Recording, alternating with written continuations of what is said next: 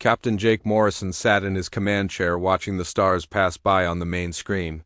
The exploration ship Terra's Edge moved slowly through empty space near the outer rim of known territory. Jake had been a ship captain for 12 years, but this mapping mission felt different somehow. The silence in space seemed too quiet today. Lisa Grant worked at her communications station checking for any signals from nearby systems. She was young for a communications officer, but Jake trusted her skills. Most days brought only static and empty radio waves from dead planets. Today started the same way until Lisa suddenly sat up straight in her chair. "Captain, I'm getting something strange on the emergency frequency," Lisa said while adjusting her headset. Her fingers moved quickly across the control panel trying to clean up the weak signal. "It's very faint, but it sounds like a distress call from an unknown source." Jake walked over to Lisa's station and listened to the crackling sounds coming through the speakers. Between the static, he could hear what sounded like voices speaking in a language he had never heard before. The tone was desperate and frightened. Someone somewhere was in serious trouble. "Can you boost the signal and run it through the translation computer?" Jake asked. He had learned to take all distress calls seriously during his years in space. Too many good people had died because someone ignored their calls for help. Lisa worked for several minutes trying to make the signal clearer. Slowly, the alien voices became easier to understand as the computer translated their words into English. What Jake heard made his blood run cold. "This is the Cathara homeworld calling any ships within range," the voice said through the speakers. "Our planet is under attack by unknown forces. Our cities are being destroyed. Our people are dying. We need help immediately. Please, if anyone can hear this message, come to our aid. We do not have much time left." The message repeated over and over again, getting weaker each time. Jake could hear explosions and screaming in the background of the transmission. Whatever was happening to these people was happening right now. Commander Danny Rodriguez walked onto the bridge and heard the distress call. Danny was Jake's second in command and usually the voice of caution when Jake wanted to take risks. "Sir, we don't know anything about these Cathara people or who is attacking them. This could be a trap, or we could be flying into a war zone." Jake understood Danny's concerns, but something about the fear in those alien voices touched something deep inside him. "Lisa, can you get a location on the signal source?" "Yes, sir, the signal is coming from a star system about 6 hours away at maximum speed," Lisa replied. "But Captain, the signal is getting weaker. I think their transmitter is being damaged or destroyed."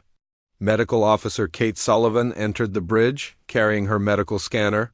She had been treating crew members injured in a small accident earlier that day. "What's all this about a distress call?" she asked. Jake played the translated message for Kate. Her face grew serious as she listened to the desperate pleas for help. As a doctor, Kate had sworn an oath to help anyone who needed medical care, regardless of who they were or where they came from. "Those people are dying, Captain," Kate said quietly. "If we can help them, we have to try." Danny shook his head. "We're an exploration ship, not a warship. We have basic weapons, but nothing that could fight off an invasion force. We could end up getting ourselves killed and helping no one."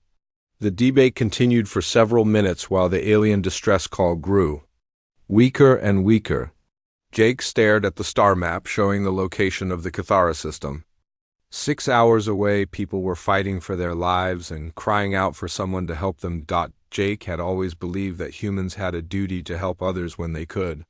His father had taught him that a person's character was measured by what they did when someone needed help. Standing by and doing nothing while people died was not something Jake could live with. "Set course for the Cathara system maximum speed," Jake ordered. "Lisa, send a message back to them. Tell them help is on the way." Danny started to protest again, but Jake held up his hand. "Commander, I know the risks, but we can't ignore a distress call. If we were the ones under attack, we would want someone to come help us." Lisa sent the reply message and hoped the Cathara could still receive it. "Message sent, Captain, but I'm not sure they can hear us anymore. Their signal just went completely silent." Jake felt a chill run down his spine. The silence could mean the aliens had been rescued by someone else, or it could mean something much worse. How long until we reach their system? He asked. 5 hours and 43 minutes at current speed, replied Amy Foster from the navigation station. Amy was one of the best pilots in the human fleet and could squeeze extra speed out of any ship. Push the engines as hard as they can take it, Jake ordered. Every minute counts now. The Terra's Edge changed course and accelerated toward the Cathara system. Jake knew they might be flying into a battle they could not win, but doing nothing was not an option.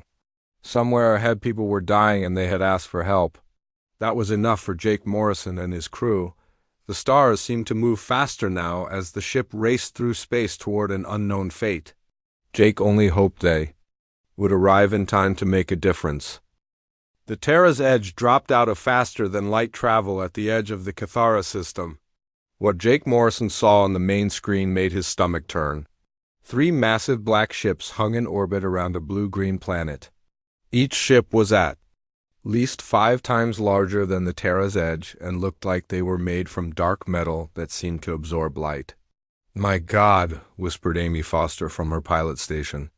"Look at the size of those things." The unknown ships were firing bright red beams down at the planet's surface. Jake could see explosions lighting up the night side of the world below.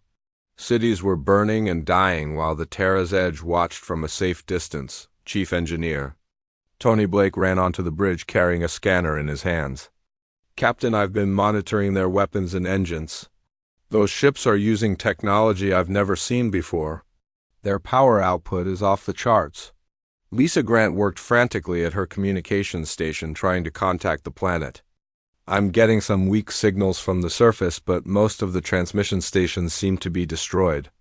Security Chief Ryan Cooper studied the enemy ships through the long-range sensors. Ryan had fought in several battles during his military career, but he had never seen ships like these before. "Sir, those vessels appear to be completely automated. I'm not detecting any life signs aboard them." "Robot ships?" Danny Rodriguez said with concern in his voice.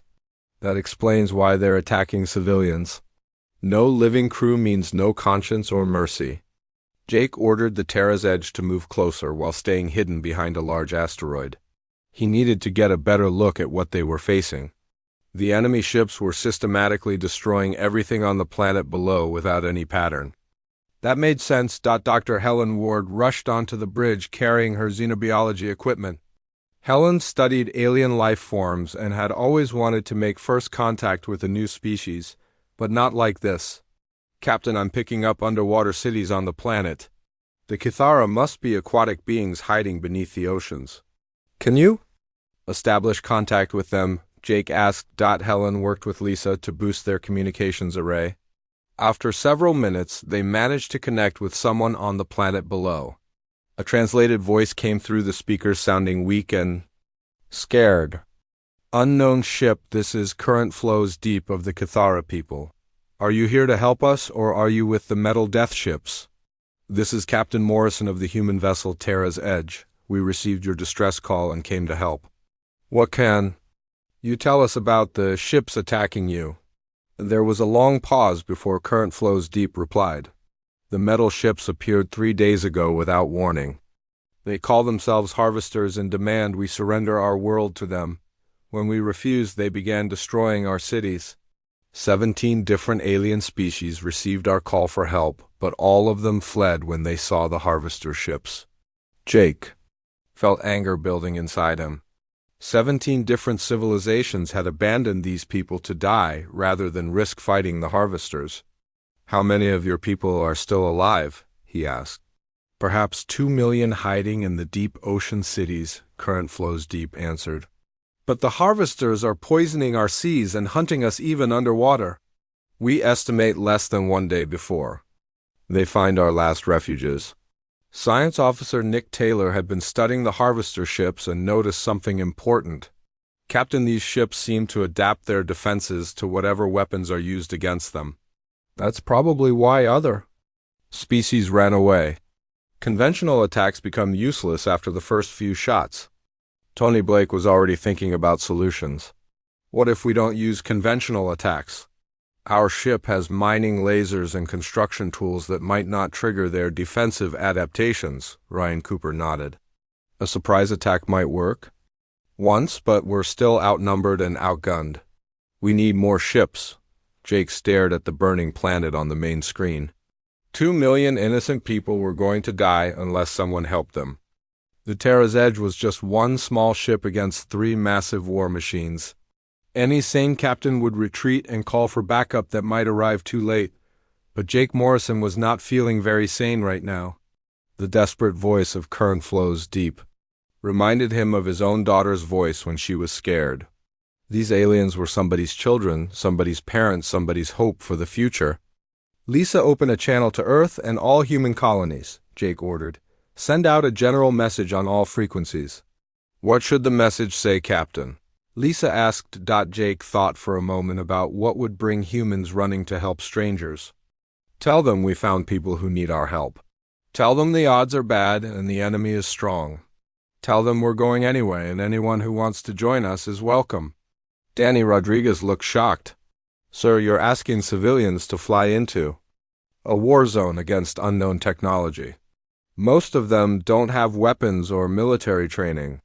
I'm asking humans to be human, Jake replied. If there's one thing I know about our species, it's that we don't abandon people in trouble, not if we can help it. Kate Sullivan had been listening to the conversation with the Kithara and felt tears in her eyes. Captain, as a doctor, I've sworn to do no harm and preserve life. These harvesters are murdering an entire civilization. We have to try to stop them. The message went out across human space carrying Jake's simple request for help. He had no idea if anyone would answer or if they would arrive in time. All he knew was that doing nothing was not an option. The Terra's Edge continued to hide and watch while the harvesters kept destroying everything below. Jake hoped that somewhere in human space good people were reading his message and making the same choice he had made. The choice to help. Jake Morrison stood on the bridge of the Terra's Edge watching the scanner displays with growing amazement. It had been 18 hours since he sent out his call for help, and the response was beyond anything he had imagined. Ship after ship was dropping out of faster-than-light travel at the edge of the Kithara system. Captain, I count 47 human ships so far, and more are arriving every few minutes, Lisa Grant reported from her communications station. Her voice carried a mixture of excitement and disbelief. The ships coming to help were not military vessels. Jake saw converted cargo freighters with welded-on weapon mounts, mining ships loaded with explosives, passenger transports carrying volunteer fighters, even small personal craft that had no business in a war zone but came anyway. Captain Steve Miller's voice crackled over the radio from his converted mining ship. Terra's Edge, this is the Lucky Strike. Heard you folks found some trouble out here. We brought some mining charges that might be useful against those robot ships. Commander Linda Hayes arrived next with a squadron of light fighters that looked like they had been built in someone's garage. Morrison, this is Hayes leading the Colonial Defense Wing. We're not much to look at, but we're ready to fight. Jake felt a warm feeling in his chest as he watched more ships arrive. These were not professional soldiers or trained warriors. They were ordinary people who had dropped everything to answer a cry for help from complete strangers. Farmers and, miners and shop owners who decided that someone needed to stand up to the bullies. Engineer Carlos Martinez contacted the Terra's Edge from his workshop ship. Captain, we've been analyzing the Kithara technology and I think we can help each other. Their energy shields work differently than ours and might confuse the harvester adaptive systems. Current Flows Deep had been in constant contact with the growing human fleet. The aquatic alien's voice carried hope for the first time since the attacks began. Human friends, we are grateful beyond words. But you should know that many powerful civilizations have fled from these harvesters. Are you certain you wish to face them? Pilot Sam Clark answered from his fighter craft. Listen, friend, we humans have a saying. Nobody messes with our neighbors while we're around. You called for help, so you're our neighbors now. The Kithara had been sharing their shield technology with Carlos Martinez and his engineering teams.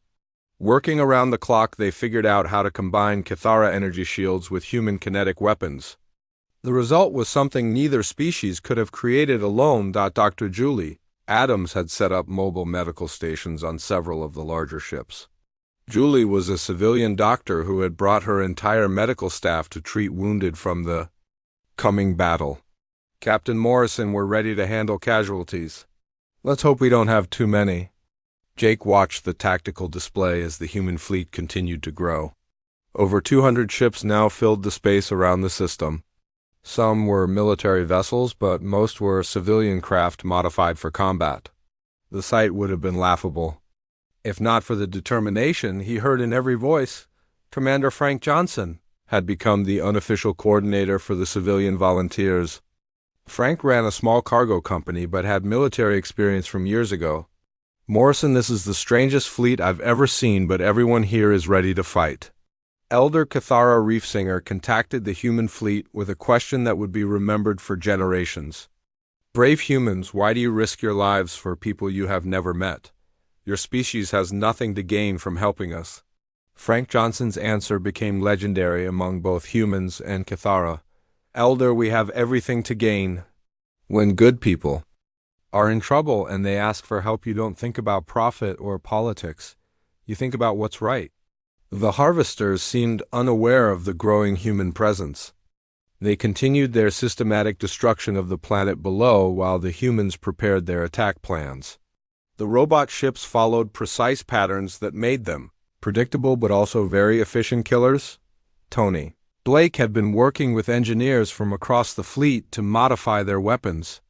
Captain, we've got mining lasers, torpedo tubes filled with construction explosives, and even some ships planning to ram the harvesters. It's not elegant, but it might work. Ryan Cooper coordinated with the military professionals scattered throughout the volunteer fleet. Sir, we've got about 30 people with real combat experience and 200 who've never been in a space battle. But they're all willing to follow orders and fight hard. Jake realized that traditional military tactics would not work with this mixed group of volunteers. Instead, he decided to use humanity's greatest strength, the ability to think creatively and adapt quickly to any situation. All ships, this is Morrison, Jake announced over the fleet communication channel. We're not going to fight like a regular navy because we're not a regular navy. We're going to fight like humans. That means we improvise, we adapt, and we never give up. The response from across the fleet was immediate. Cheers and battle cries filled the radio channels as 200 ship captains prepared for the fight of their lives. They came from different worlds and different backgrounds, but they shared one thing in common. They believed in helping others. Lisa Grant monitored the harvester ships, which continued their attack on the planet. Captain, the harvesters don't seem to consider us a threat.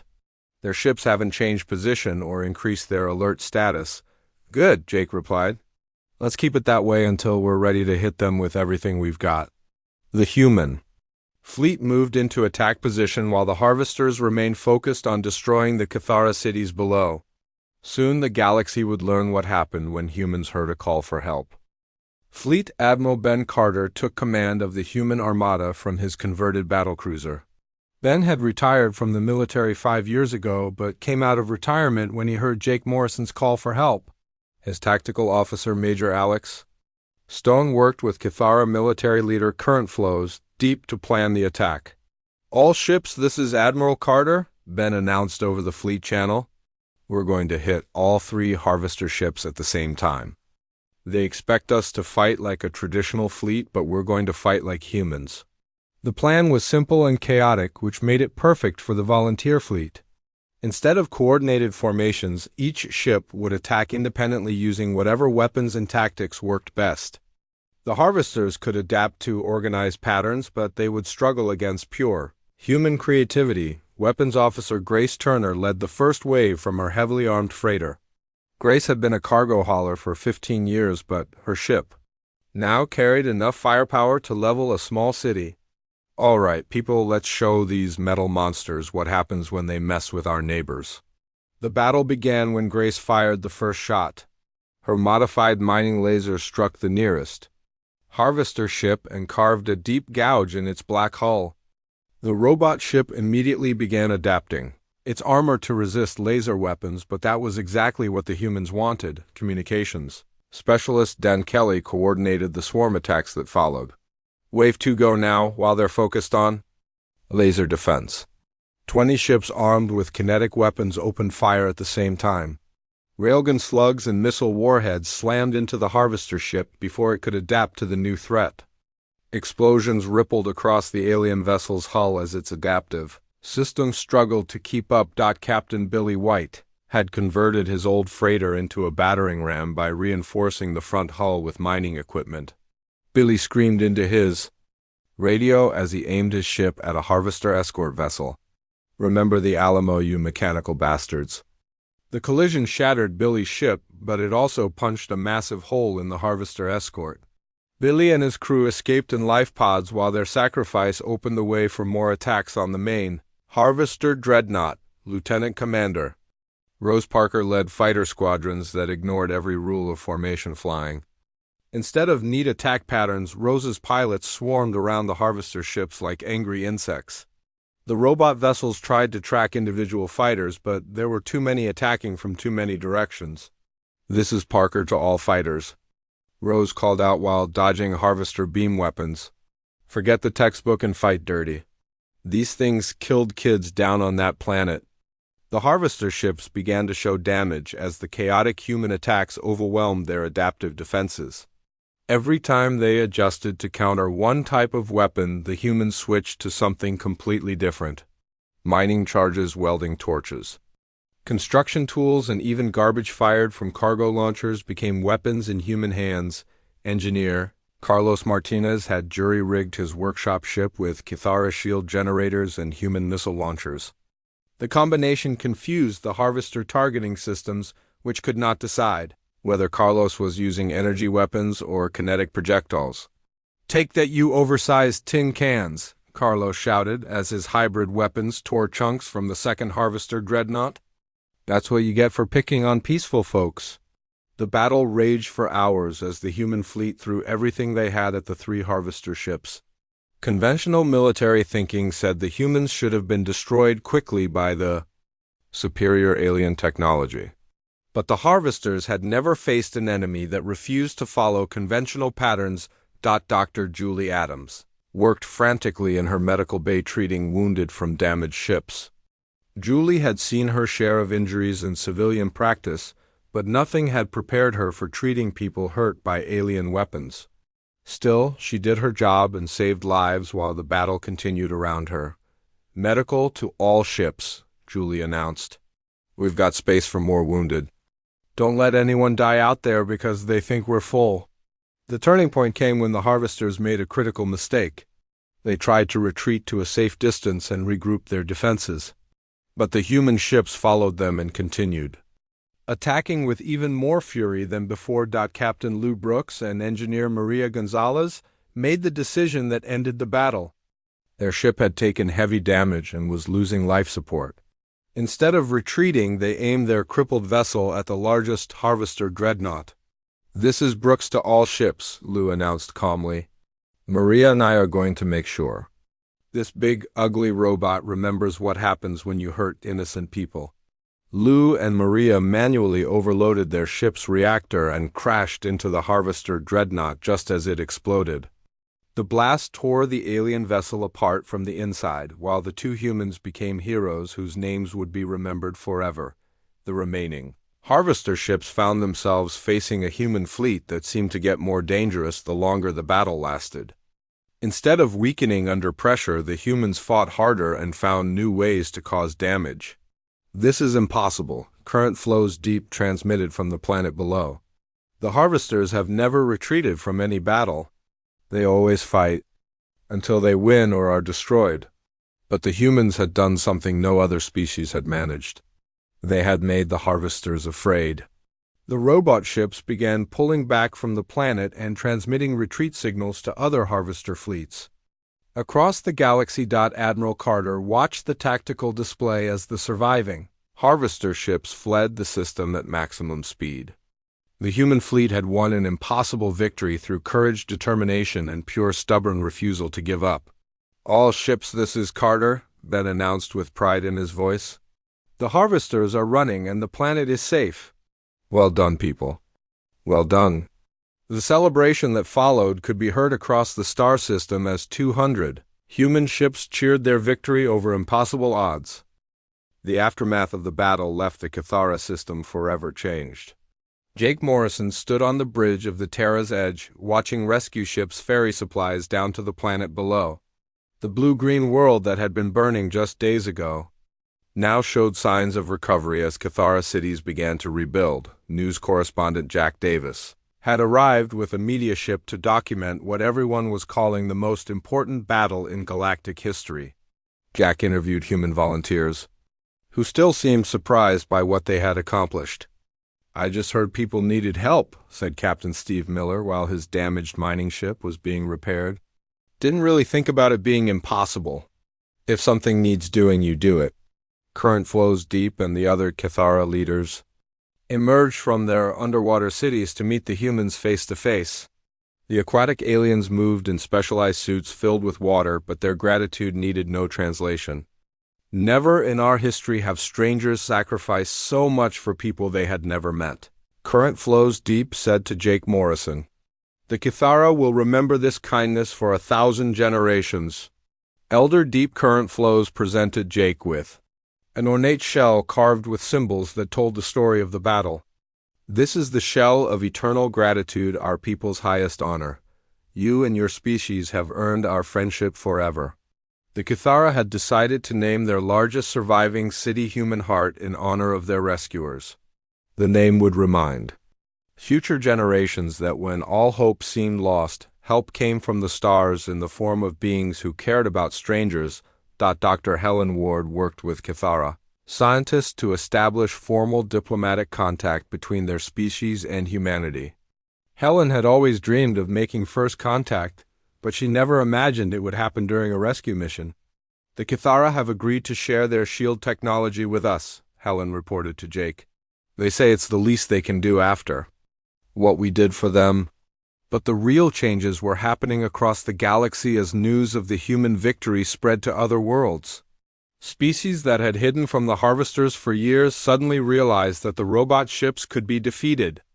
The key was finding people brave enough and crazy enough to try. Ambassador Patricia Clark arrived from Earth to establish the first human embassy in Cathara space. Patricia had been chosen because she understood that this victory meant humanity was no longer just another species struggling to survive in a dangerous galaxy. "The galactic community wants to know what kind of people you are," Patricia told Jake during their first meeting. "They're trying to understand why humans would risk everything for aliens they had never met." Admiral Ben Carter found himself appointed as humanity's first representative to the Galactic Defense Council. Ben had just wanted to help some people in trouble, but now he represented his entire species in the highest levels of galactic government. "Seems like every week we get requests for human ships to help with some crisis or another," Ben explained to Jake.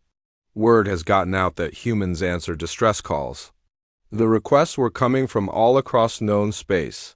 Colonies under attack by pirates, planets threatened by natural disasters, species facing extinction from disease or war. All of them had heard about the humans who came running when someone asked for help." Jake Morrison read through the latest batch of distress calls that had arrived at the Terra's Edge. Each message represented people in desperate need who had heard that somewhere in the galaxy there were beings who would help strangers. "Captain, we've got 47 new requests for assistance this week," Lisa Grant reported from her communications station. "Everything from medical emergencies to invasion threats."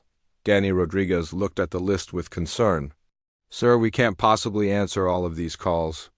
There are only so many human ships and so many crews willing to risk their lives."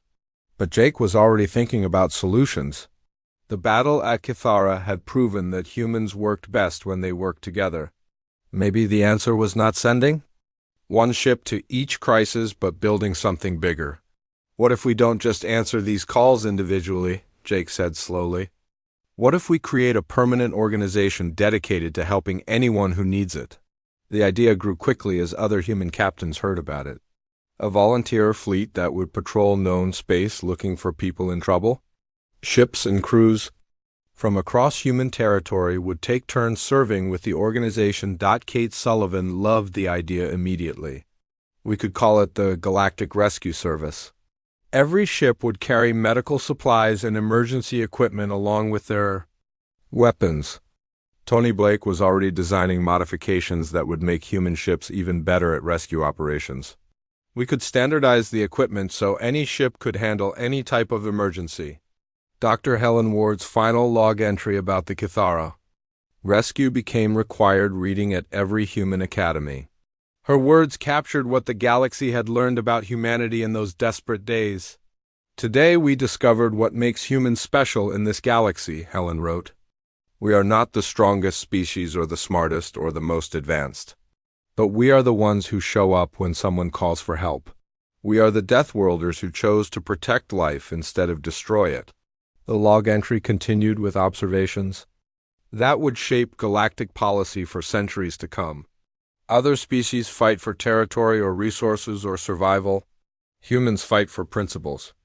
We fight because someone asked us to and because helping others is what defines us as a civilization.